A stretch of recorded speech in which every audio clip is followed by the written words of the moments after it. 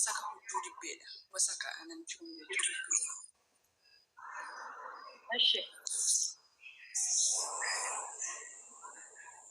namichi kun anaan illee baay'ee gooyomsee jira jechuudha. Okay. Kamitti si gowwomsa? Namichi kun jalqaba karaa feesbuukii dhufee ani jaalallee hin qabu jaalallee si godhachuun barbaada minaamin jedhee naannoo ji'a ja'a waliin haasaa ture jechuudha. Ashe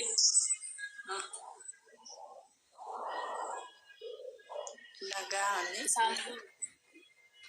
Gama jedhee haasa'e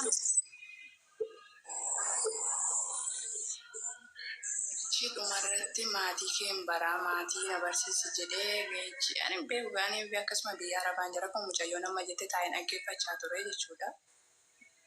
Ashe dhaggeeffadha kan taasifamu koppiliitii godha. Ashe nasi fuudhaan jedhee bakka waan hedduu na waliin haasaa ture birrii ji'a lama naa erginaan jedhee naan lakkani birrii ji'a lama qabu kan birrii ji'a tokko siin erga malee jedhe.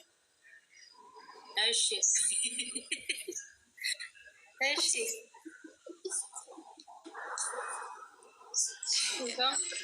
Lakkii ani mana akkasii gochaan jira mana akkasii ijaaraan jira minaan jedhe lakki ani mana Afriikooti biyyoo ani mana ijaaraan jira lakkii ani matti birrisee erguu hin qabu koyyuu mana ijaaraan jira mana finfinnee mana sana hin xumurannee yoo mana sana xumuradhee garuu siin ergaan jedhe. Ashe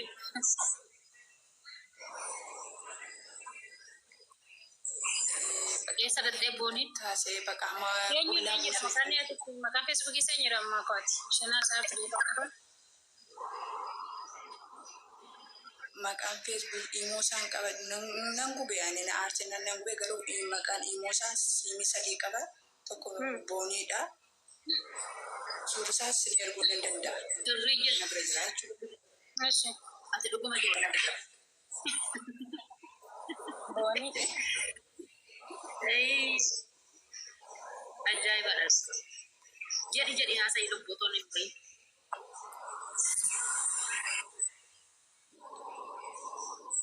birrinaa ergii jennaan birriin erguwaniin jedheen didee maatii illee nan barsiifadha jedhee sin jaalladha jedhee wangeela qabatee kakatee yaa wangeelaa dagalee haadha manaan qabu jedhee wangeelli dawoo ta'e haadha manaan qabu jedhee haadha ta'e abbaa ta'e immoo beeku na dubbisiise.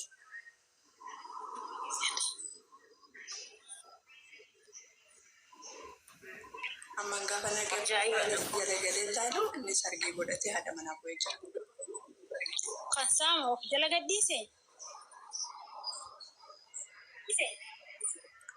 La'an profaayila mucayyoo jala isuma kana jalatti naqee arge malee. Ani si faantu lamma kan jiru sana search godhee naqee argina.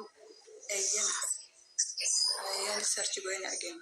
Faantu lamma kun kan nama gadi gadhiise moo ofishii godha? Ani hin beeku sallee. Ko ishee fi fikir sa'u nufa deebistu. Maal jette? Faantu lammaan kuni kan ofi kan hiriyaashii poosti goote moo ishee dhumadha ati sargiisu? Haadha manaa isaa ishee fuudhee mucaa tokko irraa qabu godhe. Isheen poosti goote moo? Laatteera shufeeriidha yoo akka isheen intalli isheen anasanii jedhu shufeeriitti beekti shufeeriidha. Maaloo fayyadani. Anaanillee akkanuma shufeeriidha naan jedhe. Shufeeriidha jedhee maqaa keessa taa'ee. Anallee akkanuma makiina mataa kun qaba jedhe makiina mataa. Haati manaa oduu kuma jettee kana mana namaa mana isaa. Baatteetu beeka qabatamaansa. Ishee wajjin jiraatte summuu tokko wajjin jiraatantu beeka ka makiinaa qabaachus.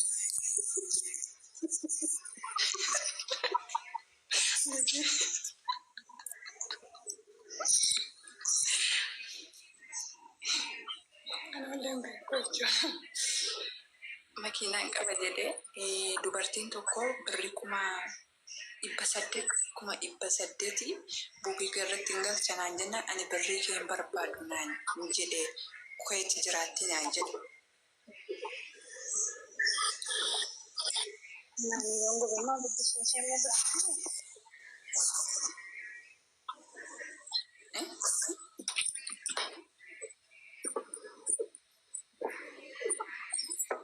Boni ne yin kabature amma garo yin kabo esa gesa.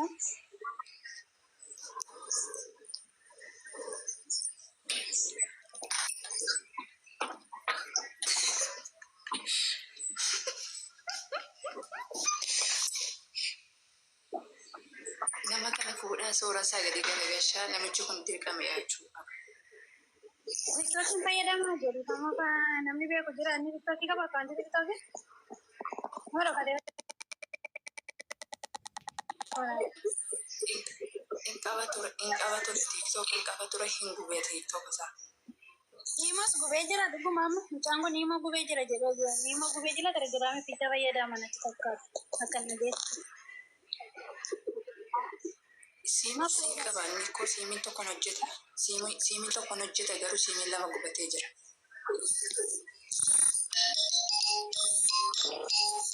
Ndee amma tokko beekuu nan danda'a jechuudha waa'ee masiraa yeroo dubbachuu barbaadu jechuudha. Namichi kun si jammari duruma isaayyuu duriyyeedha natti fakkaata. Akkanaa galettis ani gaafuma hin dhaga'ee ani dhiyoo wal baree mucaa masii kana wajjin dhiyoo wal baree edda wal bareeti waa'ee namicha kana irratti akka birrii waggaa 4 akka gashite jirtu yeroo sana nagaa waliin haasa'u jedhu. Akkamii namante birrii waggaa 4 irratti gashita jedhee gaafadheen ture yeroo sanatti jechuudha. Jennaan wangeela banee cufee kakatee soddaakoo fi eenyu gooteessee waaqeetti. Isheen mucaa wallagga lixaati. Inni kun mucaa hambooti. Maalitti beektaa waa'ee mucaa kanaa jennaan wangeela irra dhaabbadneetti sirrii aga namni wangeelatti amanu akka keenyatti wangeelli dhaabbataa jirti. Sagalee kanatti deebisa. Kanaaf iyyuu birrii waggaa 4 jechuun obboloonni koo amma mucaa ishee lammaffaa ishee inni fuudhu suni mucaa biyya koo keessaa mucaa safara kooti jechuudha. Mucaa safara kooti simboon kun jechuudha. Ishee anis goyyoomseetu isheen yuunivarsiitii jirti. Yuunivarsiitiitti goyyoomseetu ishees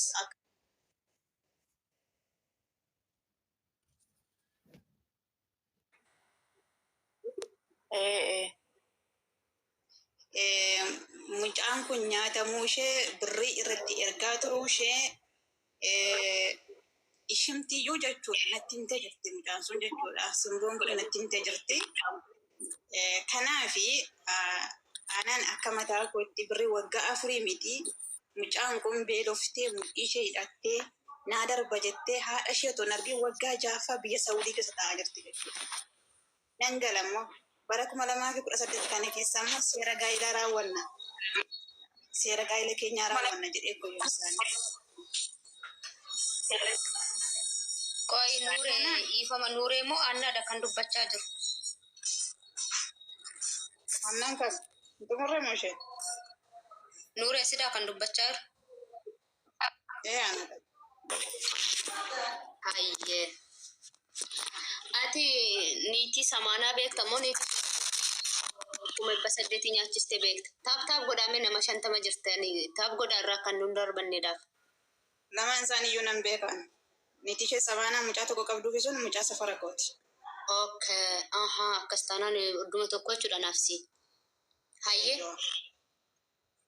Niti Feesbuukii sanaas immoo beektaati. Ishee amma birrii nyaatee kanamu. Ishee immoo akkuma kana dingatuma karaa goddanyaatti wal barree mucaa kana wajjin itti nannaasaa jechuudha. Edda wal barreeti akka mucaa kana wajjin wal barteettu natti odeessitee jirti. Maaliin barte masii nama amma maal amante jennaan wangeela banee kakateetu waadaanaa galeetu nagaana haasayeetu akkasitti irratti argee amanee naan jette dhagaa jirta neetworkiin shammacaanii jira taaptaaf godhaafi malee. Galuna kufamu. Neetworkiin jechuun jira taaptaaf godhaafi. Hayyee. Kanaaf amma isheen isuma dhugaa yoo sitti himate mucaan birrii 800 nyaatamtu kun humna waggaa 4 akka isheen natti himtutti haala fokkisaa keessa dhaabbattee kan hojjette sobee makiinaan qaba jedha garuu dhugumadha makiinaa hin qabanaan jettee jirti simbooni garuu hin gurguraa hin bitaa hin gurguraa jedhan birrii immoo birrii baankii natti fakkaata.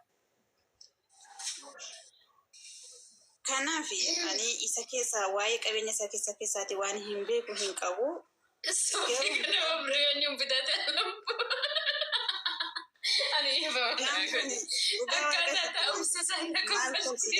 maal kolfita ani ilmoon dubaraa tokko akkatti akkasitti inni garuu waa godhatee dhufe jedhee yaada malee ani ilmoon dubaraa tokko akkamitti namni nama mana waggaa maal godhataa lubbuun wayyaa innoo nama waaqa baastee fakkeessee suufii kana likikitti godhe si jammir nuni shamarran maxifoo qabna nunu balleessaa qabna dhiira takka kan hin beekne mana suuraa deemtee ufaddeessite dudduuba ishee kan hin beekne barreetoo jechuudha anuma boonee kanarra kaasne ilma dhiiraadhaaf deebisne garba taanaani dhugaa rabbii hin gorfamnaan dhageenya si jammir dhiirri birri si gaafattu ganamaaf galgala sareedha malee namayyuu miti hojjetee haa nyaatuuni maal abbaa isaadhaaf inni eenyu kan ta'e yeroo biyya warmaachiisaa hin beekne dudduuba isaa kan hin beeknetti birriin kennaan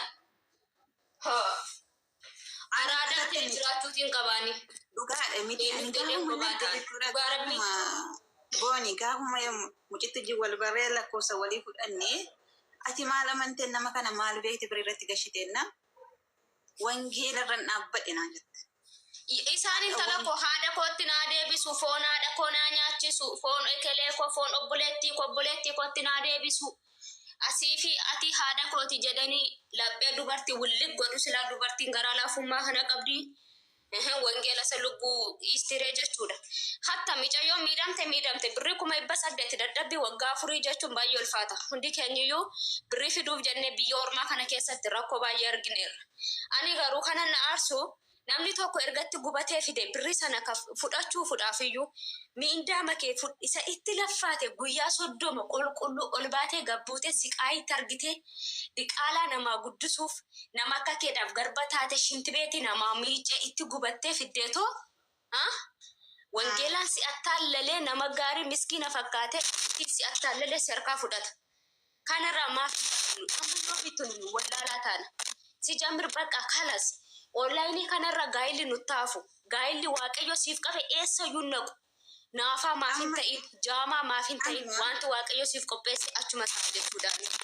Niitiin samaanaa birrii sirratti guddatte gaafa didduun niitii samaanaa lolee jechuudha akka tolaatti sin godhisneen si galamti. Amma isaanis wal lolanii jiru amma isheen birrii ishee tokko irratti hin argine maaliif hin beekti ka hojii nama kana waa'ee isaan beekti waan jedha birrii koo tokko irratti hin argineetti.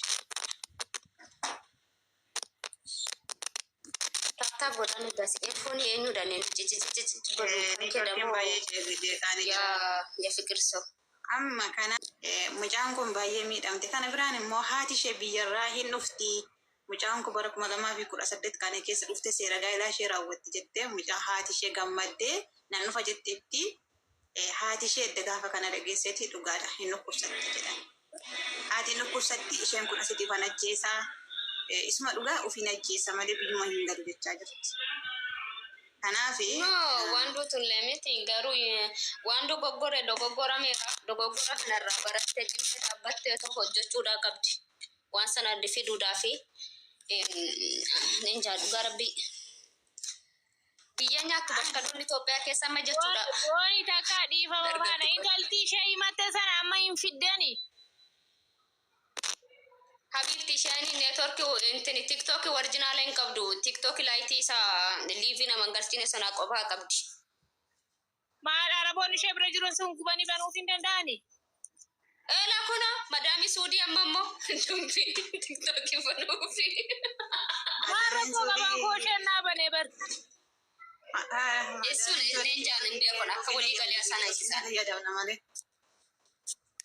amma kanaaf Kanaan bareeda nuuree immoo takka aggeeffaa nama nuuree obboleetti eebbisa asirraa gaaffiin qabanii fati ijoollee safar tokkooti. Simbooni eega sattee heerumteetii amboo barattee malee dur baakko barachaa turte yeroo olfuuwwan kutaa kolama baakkotti qoratu. Dogoggortee jira. Simboon malee iyyuu dura too amboo barattuu goyyomseemti. Simboon baachuudha maqaan ishee normaali simbooni maqaan ishee normaaliin baachuudha. Isheen mana barumsaa baakoo kutaa kolama itoo barattuu nama wal isaan barsiisee tu wal jaallate. Malee too isheen amboo barattuuti goyyomseen himti isheen namatu walti isaan fidee too isheen kutaa kolama barattu. Qabxiin jalaa hamnaan itti heerumte. Amma ga'anii afaanuma baachuurraati kan isheen kan hin dhaga'ee. Daaree aggeeffadhu ga'e takka isheen ikkoo kaleessa galgala kutaa 12 hambottan baradhee jette Habiibti. Kutaa kolama hambottan baradhe. Anaan immoo ani gaa biyya hin turre ani naannoo waggaa 10 oliidhaaf biyya Arabaa keessan jira. Waa'ee mucaa kana. Beekaatiin immoo ani ijoollee keeyyuu situ nan beeku malee. Beekuu dandeessa mucaan nyuutatti. Achuma anillee si beeka maatiin dheedalees maristee faami. Yes maristee faa. Kan shifarraati ati si beeka. Soboo kadamoo. Laga maaraati fanii reeffa boka galaniiru turanii sontaanicha.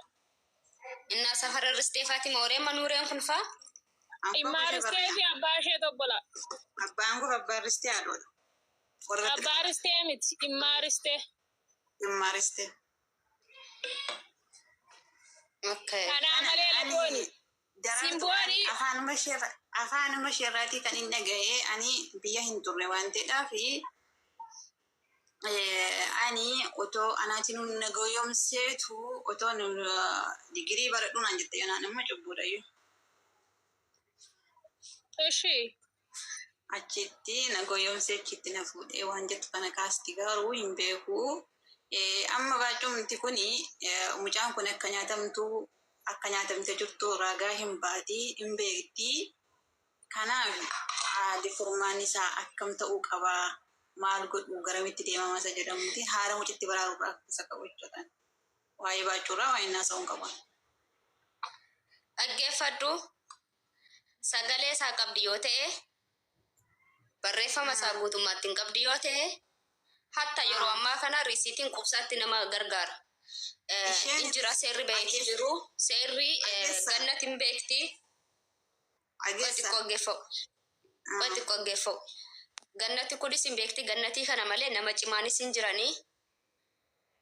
Inni tola didee jennaan humnaan funyaan qabdeetu akka gootutti goote birrii hin fidaachuu namichi kun. Risiitii tokko shengannesh. Risiitii isaa jechuudha. Bakka. Risiitii ragaa guutuu hin qabdi yoo ta'e akka durama dhiironni jechuudha. Dhiironni tokko warroon dafqa namaan jiraachuuti barte. Risiitiin homaa hin fayyadu jette gurra kee qur jettee as jala teessee dhaggeeffate. Risiitiin yeroo hammaa sirriitti hin fayyadaa jechuudha. Seerri shamarran biyya Arabaaf hojjetu baay'eetu jira. Anama eeggadda namoota birrii isaanii akka kanatti deeffatanii quban qaba jechuudha. Hin beekanii. Risiitii yoo qabaatte gahaadha. Kana morma kutuudha yundoo. Dhugaa rabbi biyya isaa nyaachisuun gantuu wayi. Risiitii ishee tokkosaa hin ganne manjaa fiqaadii isaa hin qabdi mattaawaaqaa isaa guutuu hin qabdi isheen ragaa hunda isaa qabdi. Bakka qabaattu amma mucittiitu xiqqoo asirra seenu rakkoo itti ta'e malee. Akkanatti isheen tokkicha banattu tanne maal gama kamii argachuu ni dandeessi. Asitti takka booni dhaggeeffadhu nuure ati hin beekta taanaan ati ijoollee laga maaraati simboon ijoollee ceekaati.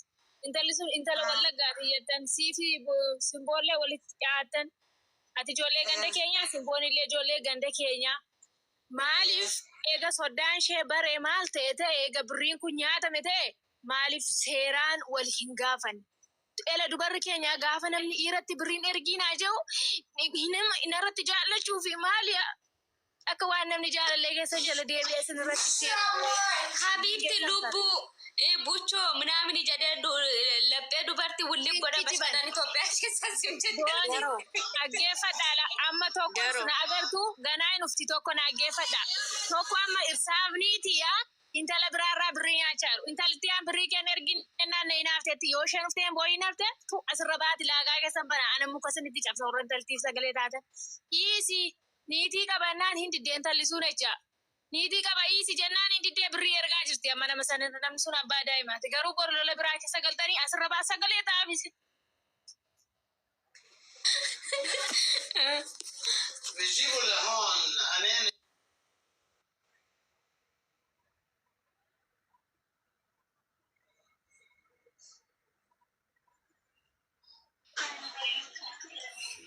ما نقول شو تقول نقول